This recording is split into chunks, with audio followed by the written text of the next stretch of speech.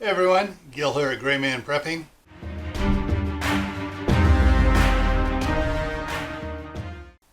On this episode of Your Prep for Today, I want to talk to you about laundry detergent. Now, laundry detergent is a personal choice, such as what type of car you want to drive, what type of deodorant, what brand of clothing you wear. Whatever it is that you choose to use for your laundry, make sure you have plenty of it. For our family, we've gone through several different brands over the 35 years we've been married.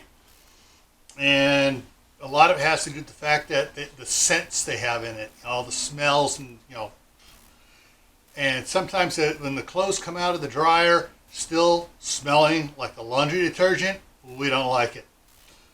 Can't tell you this what we're using right now.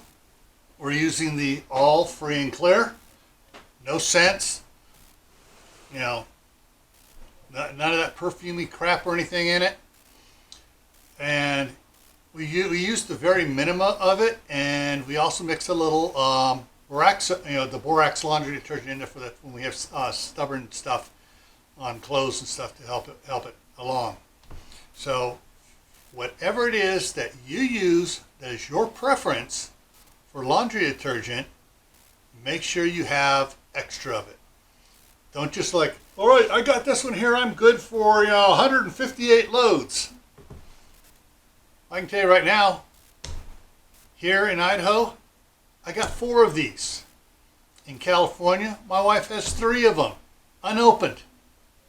All right? Just because when it's on sale, and we watch it when the price drops, we get 1 or 2.